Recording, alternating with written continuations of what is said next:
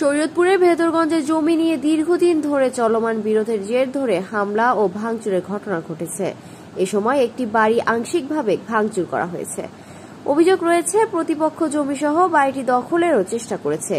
আশিকুর রহমান হৃদয় পাঠানো প্রতিবেদন ও ভিডিও চিত্র নিয়ে বিস্তারিত।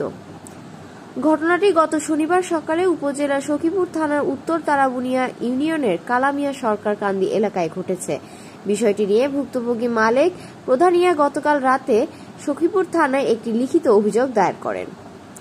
হামলা ও ভাঙচুরে অংশ নেওয়া অভিযুক্তরা হল উপজেলার তারাবুনিয়া কালামিয়া সরকার কান্দি এলাকার আব্দুর রহমান প্রধানিয়ার তার ছেলে জাকির হোসেন প্রধানিয়া, আবুল কালাম প্রধানিয়া সহ অজ্ঞাত আরও বেশ কয়েকজন।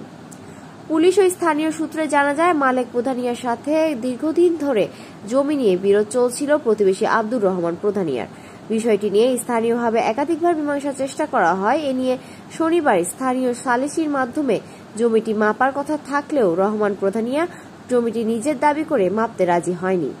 পরে বিষয়টি নিয়ে কথা কাটাকাটির এক পর্যায়ে মালেক প্রধানিয়ার বাড়িতে হামলা চালায় রহমান প্রধানিয়া সহ তার ছেলেরা।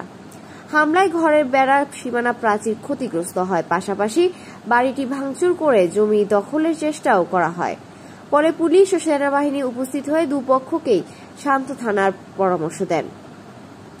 এর আগে একই ঘটনাকে কেন্দ্র করে মালেক প্রধানিয়া স্ত্রী নাসিমা বেগম ও কলেজ পড়ুয়া মেয়ের উপর হামলা চালায় অভিযুক্তরা।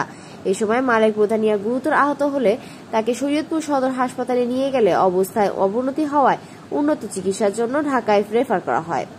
হামলাকারীরা দেশীয় অস্ত্রসহ সংঘবদ্ধভাবে আসে। তারা হামলার সময় আতঙ্ক সৃষ্টি করে এবং স্থানীয়দের কেউ এগিয়ে এলে তাকেও হুমকি দেয়।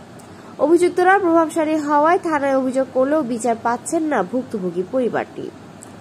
ভুক্তভোগী আব্দুল মালেক প্রধানিয়া বলেন, তাদের সাথে আমাদের জমি নিয়ে দীর্ঘদিন ধরে ঝামেলা চলছে।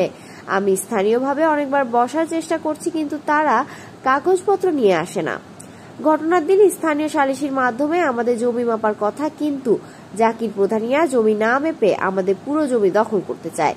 এ বিষয়ে অভিযুক্ত জাকির প্রধানিয়া জমির মালিক দাবি করেন এবং প্রতিপক্ষের বাড়িতে হামলা ভাঙচুরের অভিযোগ অস্বীকার করেন। এ বিষয়ে সখীপুর থানার ভারপ্রাপ্ত কর্মকর্তা ওসি মোহাম্মদ ওবায়দুল হক বলেন, আমরা খবর পাওয়ার সঙ্গে সঙ্গে পুলিশ পাঠিয়েছি। ভুক্তভোগী পরিবার লিখিত অভিযোগ দিয়েছে, তদন্ত করে আইনানুগ ব্যবস্থা গ্রহণ করা হবে।